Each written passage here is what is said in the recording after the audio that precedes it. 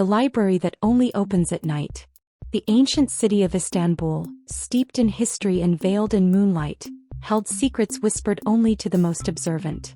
One such secret was a library unlike any other. It had no fixed address, no grand facade visible during the day. This was the Library of Nocturne, and it only ever appeared under the pale, silvery glow of the moon. Its guardian was Oliver, a wise old owl with feathers the color of twilight and eyes like polished amber. Oliver wasn't just any owl. He was the keeper of stories, the silent sentinel of tales untold, and the only permanent resident of the Library of Nocturne. His perch was a gnarled ancient oak that seemed to materialize along with the library itself, its branches reaching towards the heavens like the arms of an old storyteller. One particularly luminous night, as the moon hung like a pearl in the inky sky, the Library of Nocturne shimmered into existence.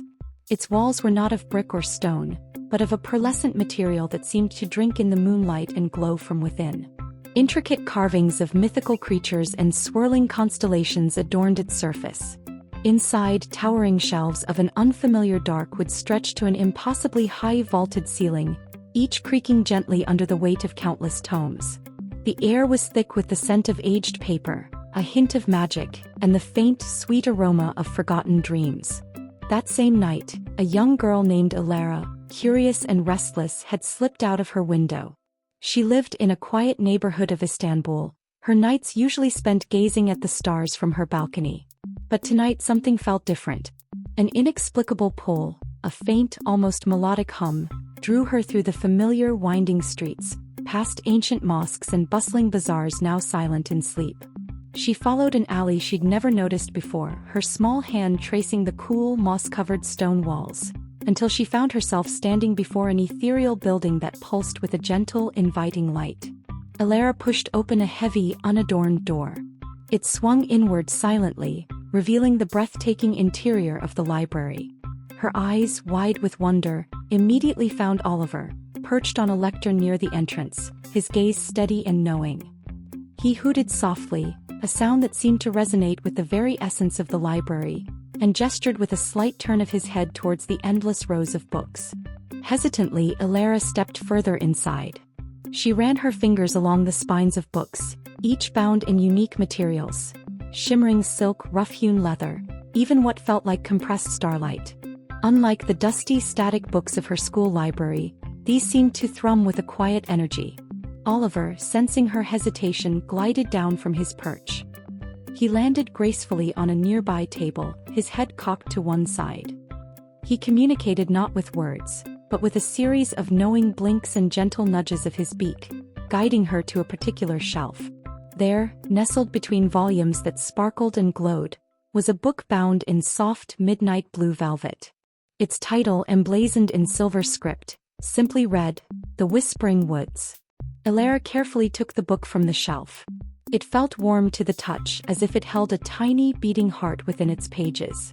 She settled into a plush, velvet armchair that seemed to conform perfectly to her small frame and opened the book. The pages were blank. Puzzled, she looked at Oliver. He hooted again, a gentle, encouraging sound, and then, with a soft flutter of his wings, indicated she should read aloud. Taking a deep breath, Elara began to read the title aloud, her voice a little shaky at first but then gaining confidence. "The Whispering Woods." As the words left her lips, a faint, shimmering mist rose from the pages. Suddenly, intricate illustrations began to bloom before her eyes, and words, written in a beautiful flowing script, appeared as if painted by an invisible hand. She continued, "In a forest where ancient trees touched the sky, lived a tiny brave squirrel named Squeak." As Elara spoke, the library around her began to subtly change. A soft, earthy scent filled the air, and the faint rustle of leaves could be heard. A tiny ethereal squirrel, no bigger than her thumb, darted across the table beside her, its tail twitching with lifelike energy. This was it. This was the library's magic. Every book, Oliver silently communicated, held a living story within its pages, waiting to be unleashed by a heartfelt voice. Elara, her heart pounding with excitement, realized that the books didn't just tell stories, they became them. As she continued to read about Squeak's adventures, the library transformed further. Gentle breezes rustled through the shelves, carrying the scent of pine and damp earth. Faint birdsong filled the air, and the distant imagined sound of a babbling brook could be heard. It was as if the very essence of the whispering woods was unfurling around her, turning the library into a living diorama of the story she was narrating. Elara spent hours in the library of Nocturne that night, losing herself in tales of daring knights, mischievous fairies, and hidden kingdoms. Each story she read aloud, truly putting her heart into the words, brought the narrative to vibrant life around her. A gentle dragon might materialize and curl up by her feet, its scales shimmering with soft light. Sometimes, a whimsical sprite might flit around her head, leaving trails of stardust. Oliver watched over her, a silent, approving presence. He had waited a long time for a child like Elara, a child with an open heart and a clear voice, who understood the true magic of stories.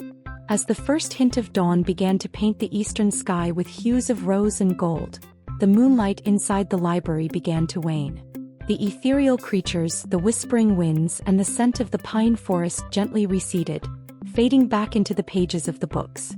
The beautiful illustrations and the flowing script on the whispering woods softened, becoming faint whispers of what they once were, waiting for the next moonlit night. Elara felt a gentle nudge on her arm. It was Oliver, his amber eyes now conveying a sense of gentle urgency. He led her back to the ornate door, which now looked less grand, less magical, and more like a simple forgotten entrance to an old building.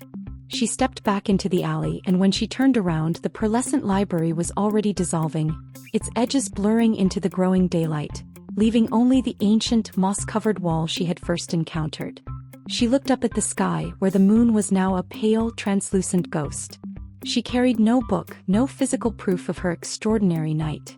Yet her heart was full, brimming with the echoes of living stories, the scent of magical forests, and the memory of Oliver's wise gaze. She knew she had found a secret, a magical sanctuary that would forever be a part of her. From that night on, Elara often found herself drawn to the alley under the full moon.